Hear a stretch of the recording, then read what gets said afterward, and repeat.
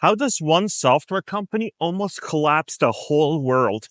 And this just happened a few days ago. And I had to wait for all the facts to come out because I can't be one of these people that go and spread nonsense. Because first it all was, oh, it's Microsoft, no, Microsoft.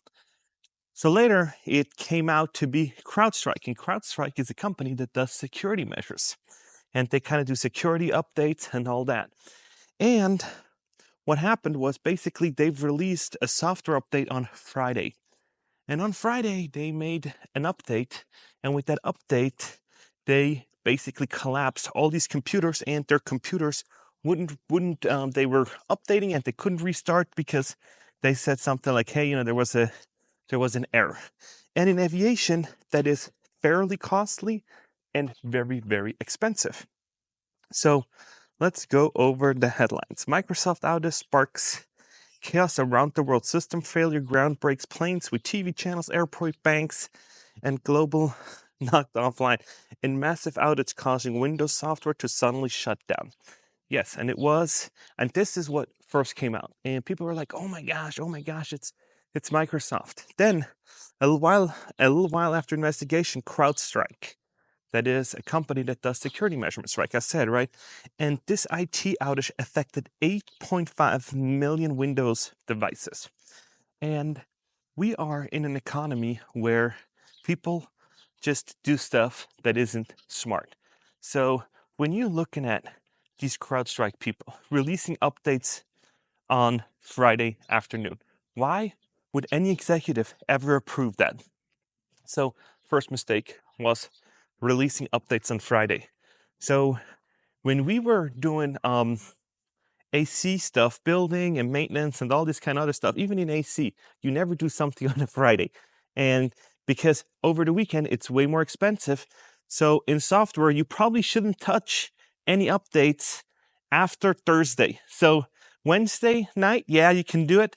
But after Wednesday night, you're like, no, let's do it on Monday, because then you have time to fix those glitches and fix the stuff that's not working.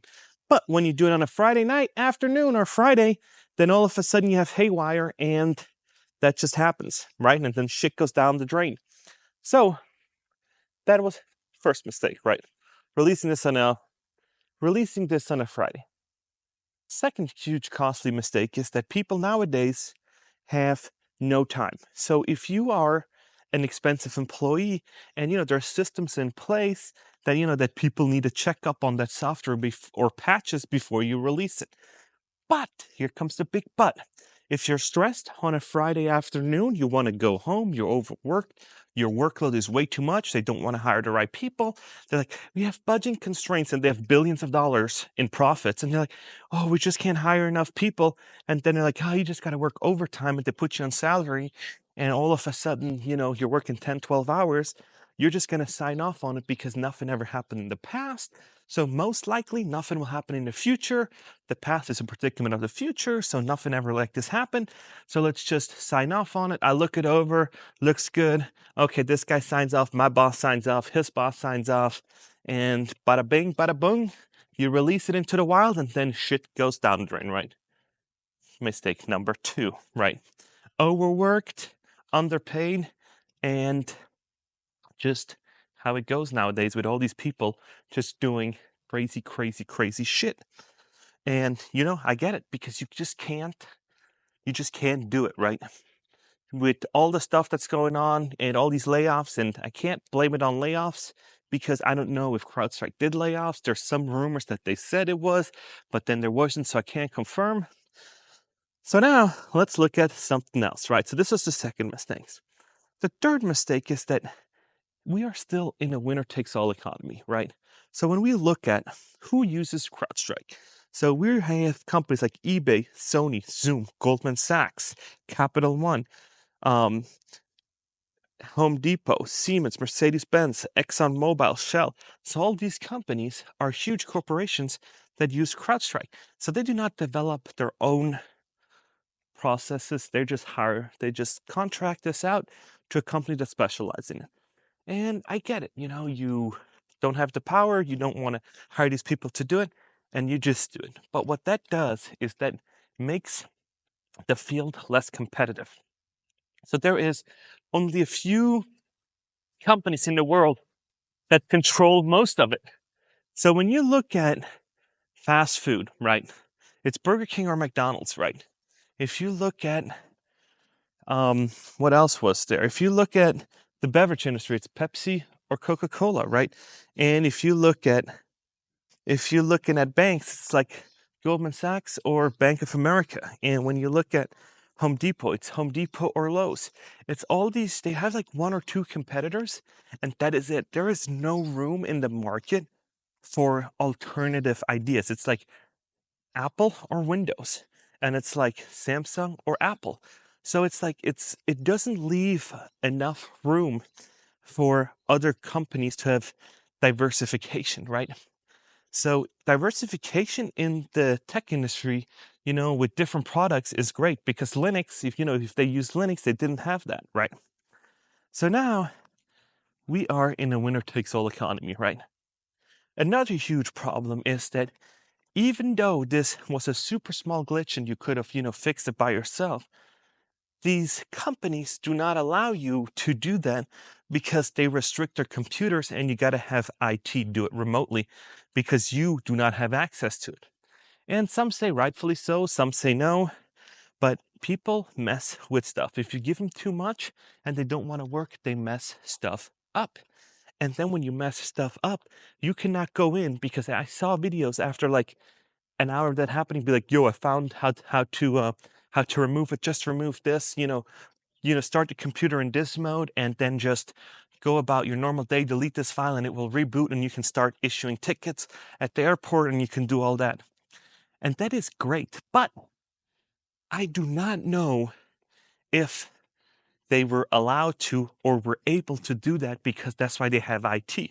And IT gives you a special username. They do not have administrative access. They don't have any of that stuff going on.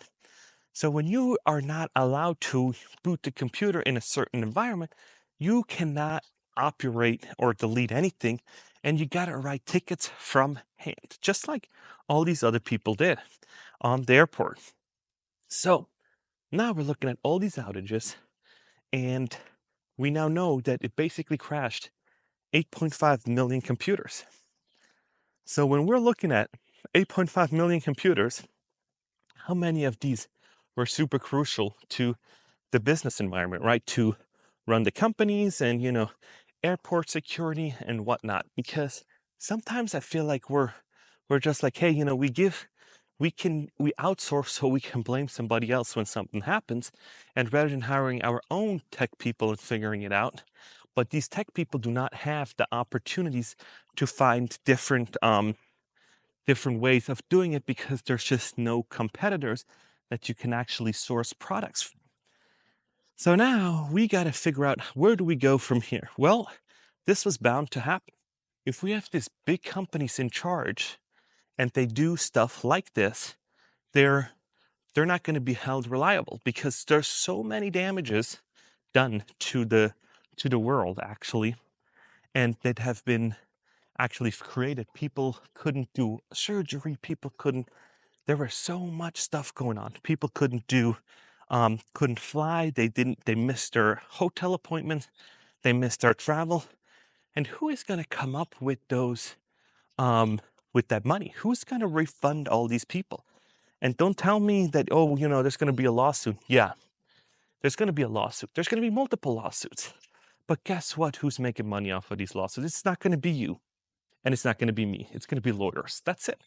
So, and it's going to be insurance is going to pay for it. So it's not even that they're going to pay for it because they probably have liability insurance. So it's going to be lawyers versus lawyers. And then they'll settle out of court and they're going to have some insurance is going to pay up. They're going to go about their business. And what's going to happen is it's going to make the product even more expensive. And then you're going to be like shit out of luck. And are you going to get money? Yeah. You know how these class action lawsuits is? They killed some people and, baby powder and all that. And you're going to get a check in the mail for about 30 cents. Great. That's going to cover your airfare. And I've seen online people saying that they were like, hey, I can't, I have a doctor's appointment. I have this. And they said, nope, sorry, can't do it. It's not our fault. We're not going to issue you hotel vouchers and we're not going to issue you refunds. So problems, problems, problems, no solutions. So we're not in a great spot when it comes to that because it's just not going to be anything where people are going to be like, hey, I just missed my appointment, my doctor's appointment. I flew to Arizona to do something and I was going to have, and I was going to pay for a hotel and that hotel was $1,600. So yeah, crazy, crazy, crazy. Now, come on, little kitty. So now we're looking at what is going to happen next, right? So I'm always trying to like make a little predicament and I think nothing's going to happen. I think these Crowdstrike people aren't going to do much. They're just going to go about their day and then they're just going to keep on doing their business and insurance is going to cover it like most insurance does and then we're done. So yeah, this isn't going to be a win for anybody. We just now know that shit like that can happen.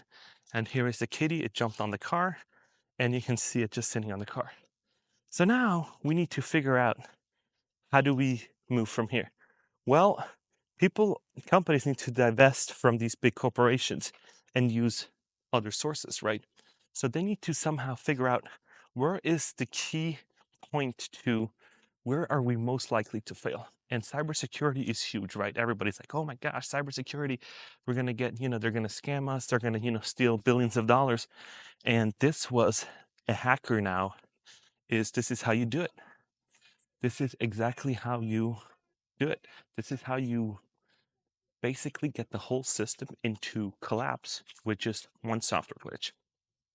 So I didn't even know that there isn't any other way how you can do this with just one update, right? So if somebody's now thinking about it like, hey, we got so many people into, we got so many damages done with one software upgrade.